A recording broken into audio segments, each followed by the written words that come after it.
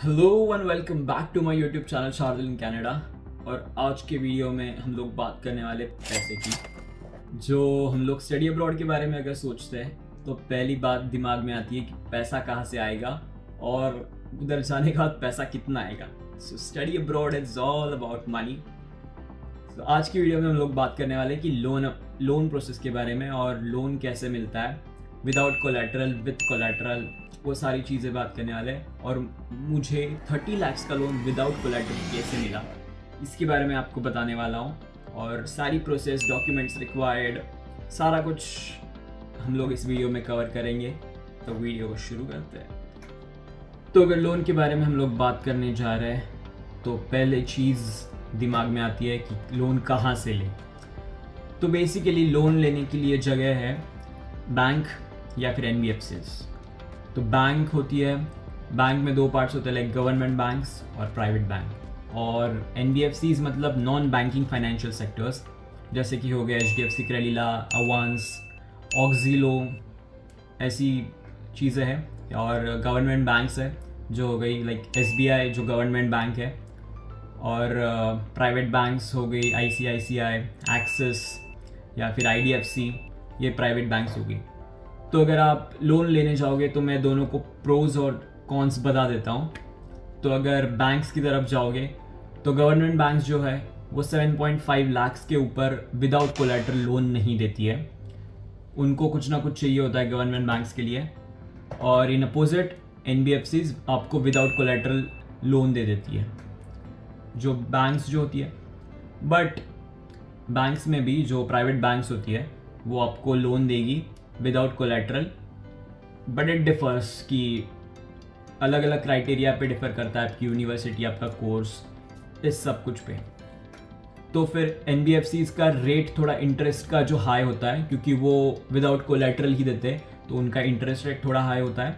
और उसके अपोजिट में बैंक्स जो होती है वो थोड़ा सा इंटरेस्ट उनका लो होता है, बट उनका टाइमिंग ज़्यादा होता है प्रोसेसिंग का। उसमें वो बहुत सारे गवर्नमेंट डॉक्यूमेंट्स मांगती है, सारे कुछ डॉक्यूमेंट्स वेरीफाई करती है, उनको बहुत टाइम खाती है। ऑन अदर हैंड NBFCs आपका लोन जल्दी से जल्दी सैंक्शन करके दे देगी। तो स्टार्टिंग में जब मैंने सोचा था कि मैं जाऊंगा, मुझे ऑफर लेटर आ गया था, लाइक ऑफर लेटर के पहले भी क्या वाज लाइक कि ऑफर लेटर आ ही जाएगा तो लोन की प्रोसेस चालू करते हैं। तो उसके लिए मैंने चालू किया था ढूंढना कि मैं कहाँ कहाँ से लोन ले सकता हूँ। तो मैंने एक एक्सेल शीट बनाई थी, उसमें सारे बैंक्स के उस पर जाके मैंने इंटरेस्ट रेट चेक किया था कि कितना इंटरेस्ट रेट इनका है, कितना फ्लोट हो सकता है, प्लस माइनस। तो उसके बाद मैंने एक्सेल शीट में सारे बैंक्स के नाम भरे, उनके आगे उनका इंटरेस्ट रेट लिखा, और वो विदाउट कोलैटरल देते हैं कि नहीं देते वो देखना था। वो उसका अलग कॉलम बनाया, इतनी सारी झंझट करी मैंने। बट उनका लाइक सबका इंटरेस्ट रेट निकाला, उनका फ्लोटिंग रेट निकाला, उनका लोन अमाउंट कितना सैंक्शन करते हैं, कौन सी कंट्री के लिए कितना करते हैं, ये सारा कुछ निकाला था। और अदर हैंड NBFCs का भी निकाल के रखा था कि मेरा ऐसा था कि मेरे पास कुछ भी कोलैटरल नहीं है देने को, तो मुझे नॉन कोलैटरल ही चाहिए था। तो जो नॉन कोलैटरल जो बैंक्स, प्राइवेट बैंक्स देती थी और NBFCs देती थी, उनकी मैंने लिस्ट बना के रखी।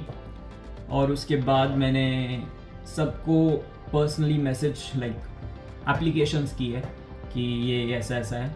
तो बेसिकली कोलैटरल देना है कि नहीं है, लाइक कोलैटरल से लोन मिलेगा या फिर विदाउट कोलैटरल लोन मिल सकता है, ये मोस्टली आपका डिपेंड होता है कि यूनिवर्सिटी आपकी कैसी है, यूनिवर्सिटी का रैंकिंग कैसा है, यूनिवर्सिटी या कॉलेज का रैंकिंग कैसा है, उसका कोर्स कितना है, वो कोर्स कितना मायने रखता है, या फिर उसकी रैंकिंग कितनी है, उसके हिसाब से आपको कोलैटरल या नॉन कोलैटरल वो मिल सकता है। तो मेक श्योर कि आपकी यूनिवर्सिटी अच्छी हो। अगर आप लोन का प्रोसेस के बारे में बात करने वाले विदाउट कोलैटरल, तो अच्छी यूनिवर्सिटी लो, अच्छा कोर्स लो, अच्छा कॉलेज लो, फिर जाओ। ऐसा लाइक कौन सा भी कॉलेज उठा लोगे, एडमिशन हो जाएगा, फिर बाद में लोन के लिए बहुत दिक्कत आएगी, लोन नहीं मिलेगा, फिर अपने एक्सपेंसेस खुद मैनेज करने पड़ेंगे। तो ये हो गया यूनिवर्सिटी और कॉलेज का ऑफर लेटर। उसके बाद आपको लगता है को एप्लीकेंट, तो को एप्लीकेंट आपके हो गए father, mother, uncle, brother, sister, like जो ब्लड रिलेटिव्स है वो को एप्लीकेंट हो सकते हैं। सो बेसिकली आप फादर मदर या फिर दोनों जो भी ITR फाइल करते हो, अगर दोनों होंगे तो बेस्ट है कि बहुत जल्दी लोन मिल सकता है। उसके बाद उनका लगेगा ITR 3 साल का, उनका लगेगा बैंक स्टेटमेंट 6 महीने का कम से कम सेविंग अकाउंट में, या और मदर का या फादर का उनका business proof like shop act अगर बिजनेस है तो, और अगर सैलरी मिलती है, अगर कोई जॉब करते हैं तो उनका सैलरी स्लिप्स 6 महीने का, ये सारा कुछ लगेगा।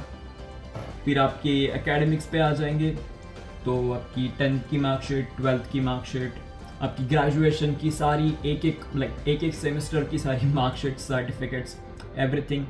उसके बाद आपका डिग्री सर्टिफिकेट, माइग्रेशन सर्टिफिकेट, सारा कुछ, ये सारे डॉक्यूमेंट्स है। और पैन कार्ड, आधार कार्ड, ये तो अपनी सारी government documents, passport of course, passport size photo, ये सारी चीज़ें हो गई।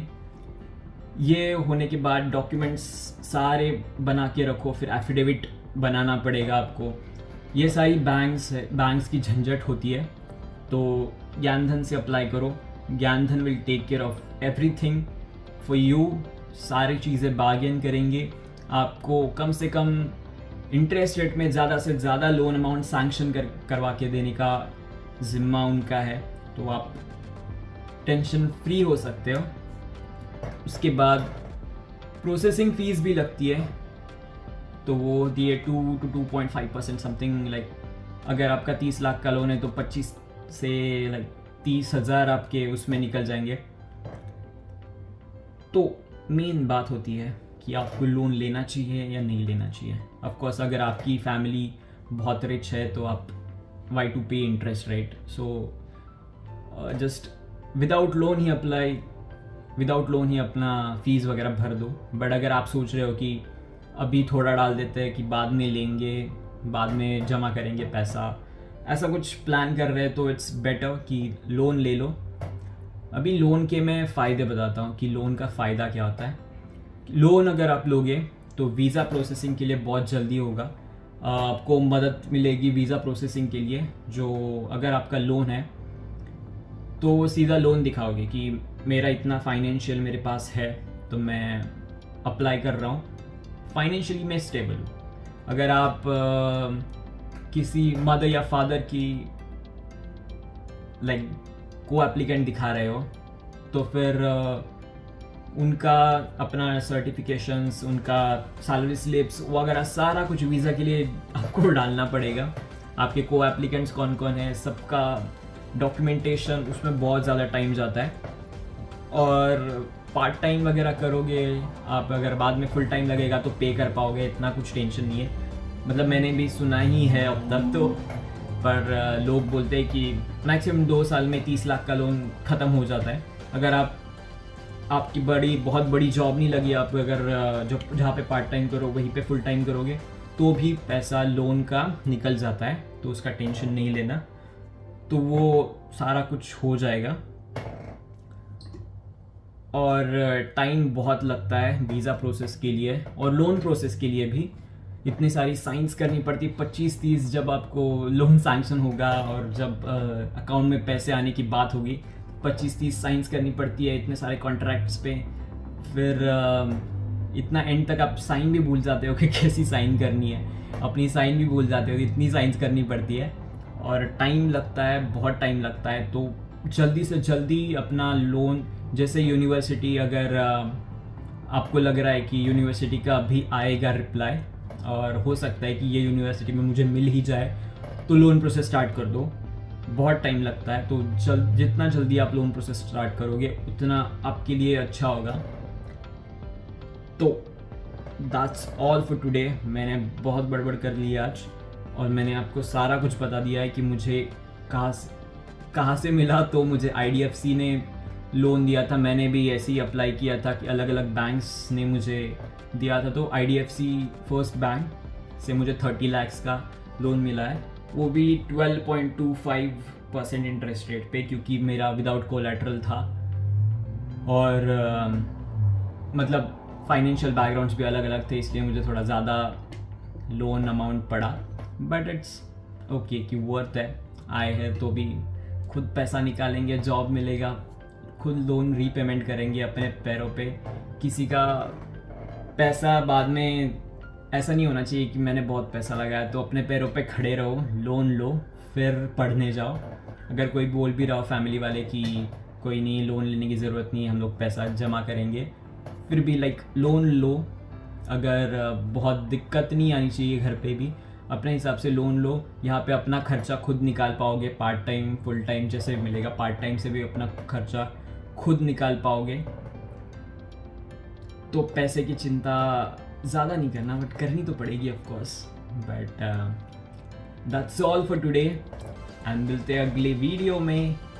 Till that time, thanks for watching Shardul in Canada, और सब्सक्राइब कर देना, लाइक कर देना, शेयर कर देना। Thank you so much, and this is Shardul Khanna signing out.